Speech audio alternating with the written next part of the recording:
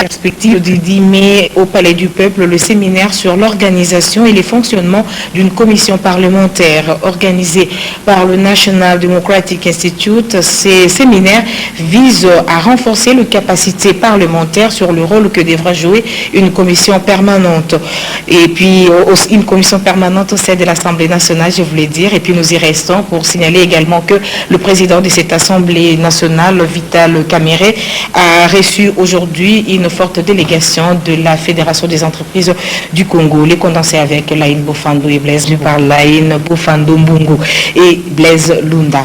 Aussitôt après l'audience lui accordée par le président de l'Assemblée nationale, Albert Youma, président national de la Fédération des entreprises du Congo, a animé une conférence de presse dans la salle de réunion du patronat congolais. Cette rencontre avec les médias a tourné autour de l'apport du secteur privé congolais dans la réalisation des 5 chantiers du chef de l'État.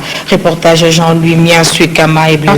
Femmes et Action sociale de la Fondation Grand Kassai organise du 10 au 11 mai des journées de réflexion de femmes politiques. Ces journées de réflexion qui se tiennent dans la salle de conférence de l'église Notre-Dame de Fatima permettront aux femmes de faire les bilans de leur représentativité dans les législatives passées en vue de préparer les élections locales prévues en 2008. C'est un reportage de Dieu Merci Nzob et Djouzen. En marge du forum sur l'emploi qui sera organisé par le ministère du Travail et de la Prévoyance sociale, les organisations syndicales de travailleurs se sont mises à l'œuvre pour réfléchir sur comment apporter leur contribution à ces chantiers que l'emploi. Depuis ce matin, au centre Kimbanguiste s'organisent les états généraux des syndicats. C'est un reportage de Guy Blaise Kitiki et David Tembeni. L'emploi a été décrété l'un des chantiers prioritaires de ce quinquennat. Pour apporter leur pierre à cet édifice, les organisations professionnelles des travailleurs préparatoire de la création du Conseil supérieur de l'audiovisuel et de la communication a été reçu hier par le ministre de l'Information, Presse et Communication nationale pour tabler sur le préparatif du remplacement de la haute autorité de médias. Toussaint Chilombo Sand a reçu de cette commission l'avant-projet de loi définissant les modalités de l'exercice de la liberté de la presse en République démocratique du Congo ainsi que la création du Conseil supérieur de l'audiovisuel du Congo. Antoine Roger Boulamba, Prince Kandala et Guimau, ici pour le reportage. Laurent Simon Ikenge Lissambola. Reportage Bellamy Ompota et Blaise anarchique. Voilà, profitons, je voulais dire, pour vous donner la situation du marché d'échange à la clôture de la journée du 10 mai 2007. Le cours d'échange indicatif est de 541,5 571 francs congolais pour un dollar américain contre francs congolais 546,72 la veille, soit une appréciation de 0,96% de la monnaie nationale par rapport à la devise américaine. Par ailleurs, compte tenu de la parité croisée à la clôture de 1 euro pour 1,350 $ américains, le cours de change indicatif est de 731,5 787 francs congolais pour 1 euro contre 739,8 884 francs congolais la veille, soit une appréciation de 1,14% du franc congolais par rapport à l'euro. Le volume des transactions a été des dollars américains 17,895 millions contre dollars américains de 2 244 millions la veille, 2 244 la veille, soit une augmentation de 697,46%. Le pape Benoît XVI effectue une visite de 4 jours sur le continent américain. La première visite pastorale de son pontificat vise, selon l'agence France Presse, à insuffler un nouvel élan à une église catholique concurrencée par la montée des évangélistes. Ce jeudi, Benoît XVI rencontrera des jeunes au stade Pacaembu de Sao Paulo et célébrera vendredi une messe pour la canonisation du frère Galvao, premier saint né au Brésil. Le professionnel de médias, l'école de la bonne gouvernance forestière, grâce à l'appui de l'Union mondiale pour la nature financée par l'Union européenne, les journalistes ont bénéficié ce mardi d'une session de formation et d'information sur le processus Africa Forest Law Enforcement and Governance, Forest Law Enforcement and Governance, qui vise la lutte contre l'exploitation illégale des forêts. Cadre choisi à de réunions du centre d'édition et des diffusions. Reportage Augustine Kassamboulé. Différents thèmes ont été abordés au cours de cette matinée FLEG. Il s'agit entre autres de la facilitation française au processus FLEG, de la question relative au FORCOMS et de l'agenda FLEG de l'Union mondiale pour la nature. Joël Kioulou, coordonnateur national du projet Renforcement des voix pour les choix meilleurs, a donné les raisons qui ont milité pour l'organisation de cette formation.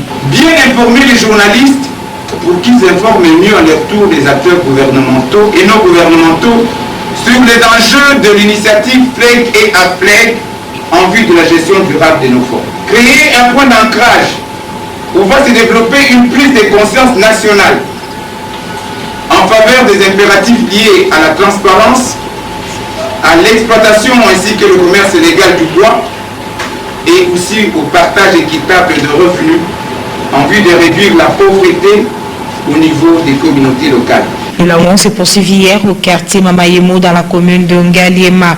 Sous la supervision de l'UNADES Formation Congo, les organisations de base des localités Kodi, Mavambu et NC ont choisi démocratiquement ceux qui devront le conduire au niveau de leurs entités dans le processus de décentralisation qui vise la participation de la population, la base à son propre développement.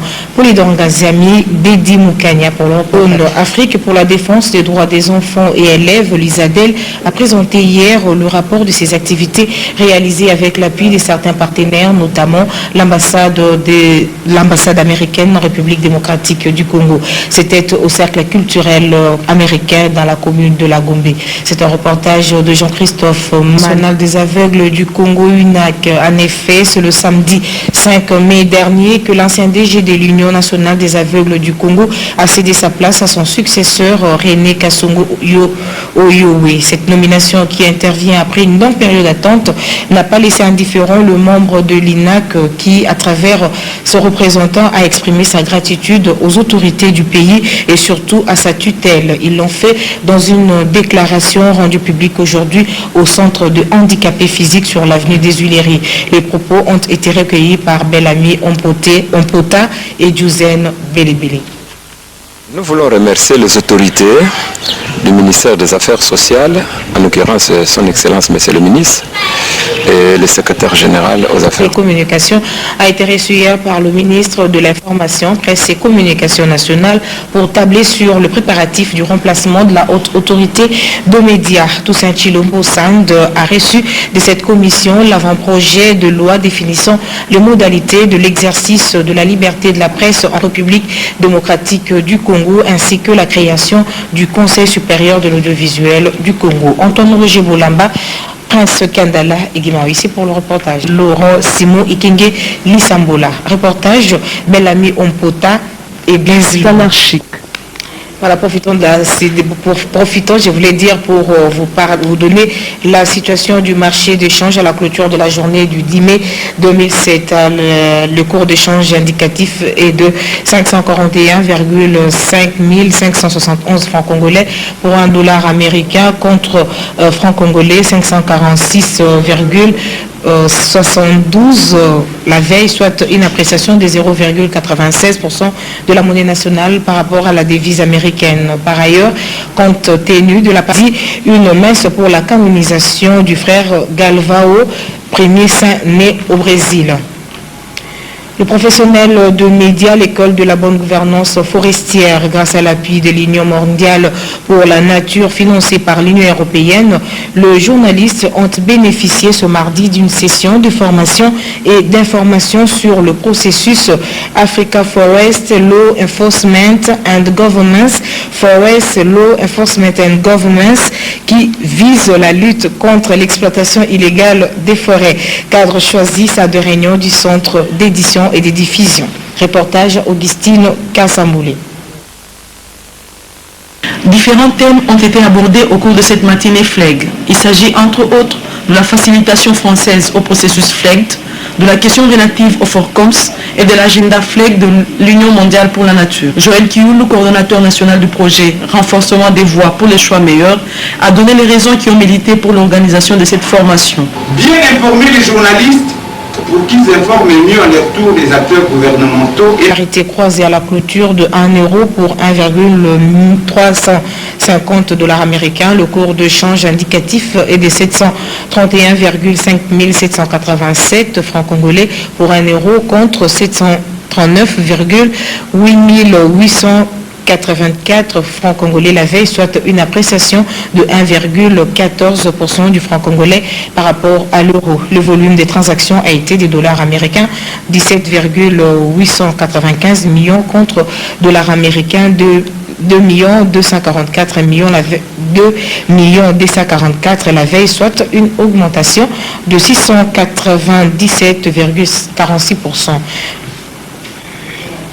Le pape Benoît XVI effectue une visite de 4 jours sur le continent américain. La première visite pastorale de son pontificat vise, selon l'agence France Presse, à insuffler un nouvel élan à une église catholique concurrencée par la montée des évangélistes. Ce jeudi, Benoît XVI rencontrera des jeunes au stade Pacaembu de Sao Paulo et célébrera vendredi.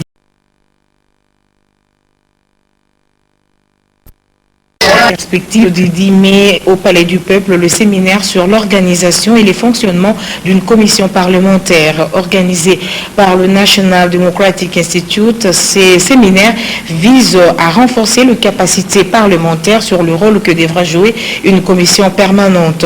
Et puis, une commission permanente au sein de l'Assemblée nationale, je voulais dire. Et puis, nous y restons pour signaler également que le président de cette Assemblée nationale, Vital Kamerhe, a reçu aujourd'hui une forte délégation de la Fédération des entreprises du Congo. Les condensés avec Laïn Bofando et Blaise, par Laïn Bofando Mbungu et Blaise Lunda. Aussitôt après l'audience lui accordée par le président de l'Assemblée nationale, Albert Youma, président national de la Fédération des entreprises du Congo, a animé une conférence de presse dans la salle de réunion du patronat congolais. Cette rencontre avec les médias a tourné autour de l'apport du secteur privé congolais dans la réalisation des 5 chantiers du chef de l'État. Reportage Jean-Louis Miasuekama et Département Femmes et Action Sociale de la Fondation Grand Kassai organise du 10 au 11 mai des journées de réflexion de femmes politiques. Ces journées de réflexion qui se tiennent dans la salle de conférence de l'église Notre-Dame de Fatima permettront aux femmes de faire les bilans de leur représentativité dans les législatives passées en vue de préparer les élections locales prévues en 2008. C'est un reportage de Dieu Merci Nzob et Djouzen. En marge du forum sur l'emploi qui sera organisé par le ministère du Travail et de la Prévoyance sociale, les organisations syndicales de travailleurs se sont mises à l'œuvre pour réfléchir sur comment apporter leur contribution à ces chantiers que l'emploi. Depuis ce matin, au centre Kimbanguiste s'organisent les états généraux des syndicats. C'est un reportage de Guy Blaise Kitiki et David Tembeni. L'emploi a été décrété l'un des chantiers prioritaires de ce quinquennat. Pour apporter leur pierre à cet édifice, les organisations professionnelles des travailleurs préparatoire de la création du Conseil supérieur de l'audiovisuel et de la